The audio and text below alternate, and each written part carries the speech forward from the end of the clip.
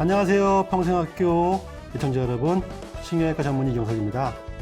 오늘 8강은요, 협착증과 디스크의 개념 완전 정리라고 제가 제목을 붙여봤습니다.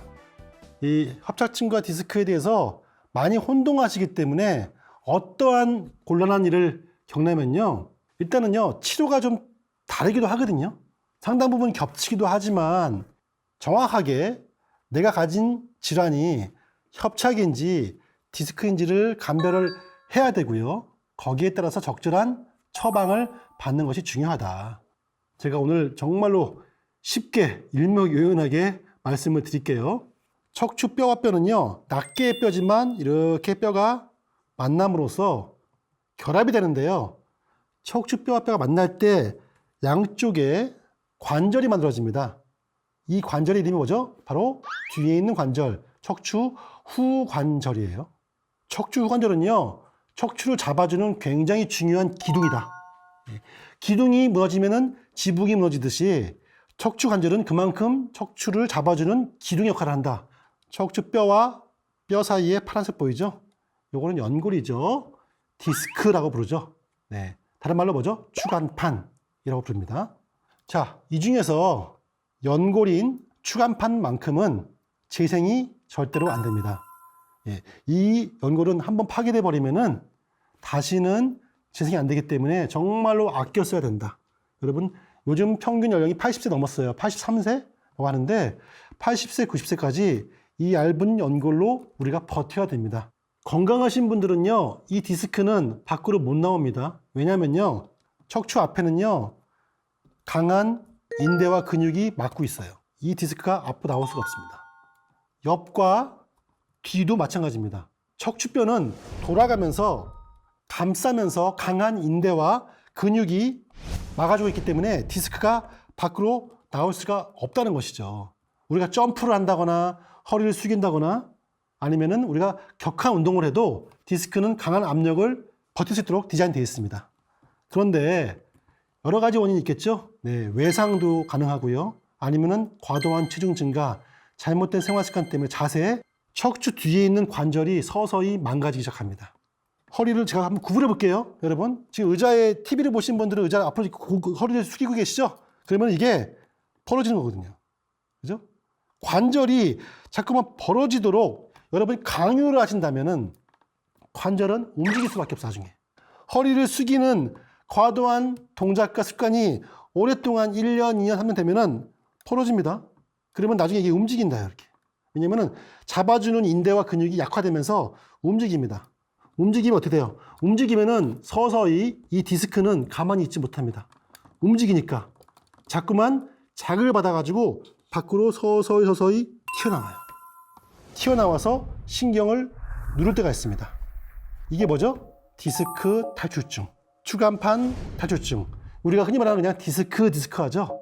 디스크는 뭐죠? 네, 디스크가 튀어나온 거예요. 튀어나와서 신경을 누르는 것밖에 없습니다.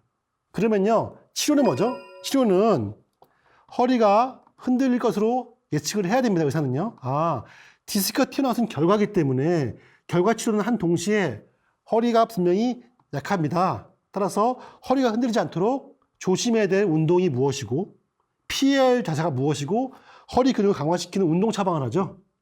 동시에 디스크를 안으로 다시 원상 복귀시킵니다. 가능해요. 그런데 문제는 뭐냐면은 이 디스크가 생겼는데 적절한 치료를 하지 않았을 때가 문제가 되는 거예요. 그 다음 단계가 바로 뭐냐? 협착이죠. 제가 이제 지금부터는 협착을 설명드리겠습니다. 디스크가 튀어나왔습니다.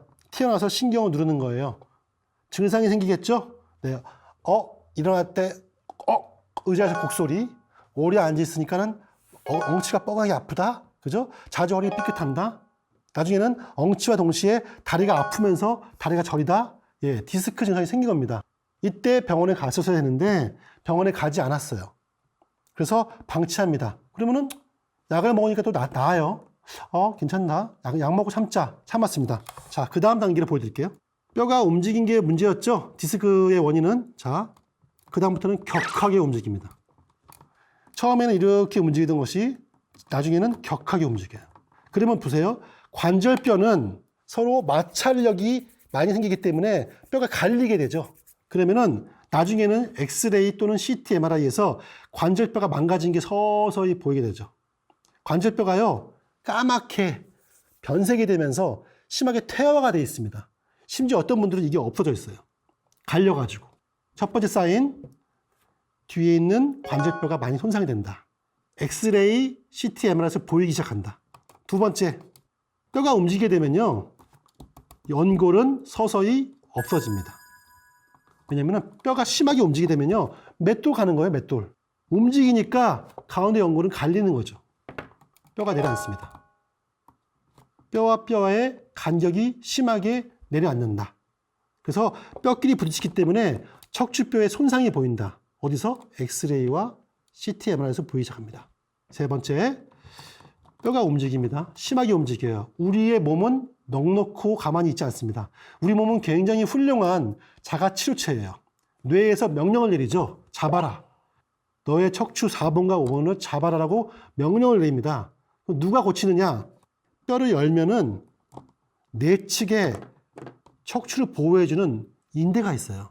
인대가 황색인대입니다. 황색인대. 황색인대는요, 원래는 얇아요. 얇은데 허리뼈가 심하게 움직이면은 비상이죠, 비상. 그러면 누군가 명령 내립니다. 뇌에서 잡아라. 그러면은 황색인대가 두꺼워지기 시작합니다. 황색인대가 두꺼워져서 뼈를 잡으려고 고군분투를 합니다. 황색인대가 너무 두꺼워지면은 뒤에서 신경을 누르는 경우가 있어요. 이렇게. 이게 협착이에요. 세 개가 다 보이기도 하고요. 세 개 중에서 두 개가 보이기도 하고 하나만 보이기도 합니다. 아, 디스크인가요? 디스크인데요. 협착 단계로 갔네요. 왜? 관절이 망가지고 있거나 황색인대가 두꺼워지고 있다거나 뼈가 내려앉고 있거나 보이기 때문에 세 개가 다 있으면은 당신은 중증의 협착증입니다라고 표현하죠. 그럼 협착과 디스크 감별은 CT, 엑스레이, MRI 같은 영상 검사가 반드시 필요합니다. 따라서 증상만 가지고 감별할 수는 없다. 하지만 협착증과 디스크는 또 증상의 차이가 있기도 합니다. 이거는 참고로만 여러분 아셔야 됩니다. 협착증 같은 경우는요, 신경관이 앞뒤로 디스크가 튀어나와서 누르고요, 뒤에서 황색인대 누르기 때문에 앞뒤로 누르고 있기 때문에 신경관이 넓어지는 그런 자세가 있다면 완화가 됩니다. 그게 뭐냐면요, 허리를 숙일 때예요. 여러분이 허리를 숙이게 되면은 신경관이 잠깐 넓어져요. 그래서 편해집니다. 그래서 어떤 일이 생기느냐, 협착증을 앓고 있는 분들은 허리가 앞으로 굽어집니다. 왜냐면 굽어야 편하기 때문에 자꾸만 허리를 굽기 때문에 지팡이를 짚고 나중에 유모차에 의지해서 걸어요. 그래야지만 편하기 때문에. 그래서 앞으로 굽어지기 때문에 무릎이 나갑니다. 그게 무릎 관절염이 있는 거죠. 반면 디스크는 허리를 숙이게 되면은 더 튀어나옵니다. 따라서 허리 디스크만 있는 분들은 허리를 숙이면 더 아파요. 반대죠, 반대. 그죠? 두 번째, 보행 능력입니다. 협착증은요, 처음에는 잘 걸어요. 걷다가 시간이 지나면 서서히 아파서 쉬어야 돼요. 그래서 어떤 분은 30분, 어떤 분은 5분이지만 디스크는 심할 경우에는 아예 못 걸어요. 처음부터. 그냥 선생님 걸음을 내디딜 수가 없어요 라고 표현해요. 처음부터. 이게 바로 보행 능력의 차이입니다. 세 번째, 허리 디스크는 앉아있으면 통증이 심해집니다. 앉아있으면 더 나오기 때문에. 하지만 협착증은 앉아있으면 통증이 완화되는 경우도 있습니다. 이게 바로 협착과 디스크의 증상의 차이입니다. 하지만 설명드렸죠. 증상만 가지고 구별하시면 안 돼요. 반드시 전문의의 영상 검사와 진찰 통해서 감별하셔야 됩니다. 그 다음 제가 설명드린 것은 치료입니다. 약물 치료는 제가 보기엔 거의 동일합니다.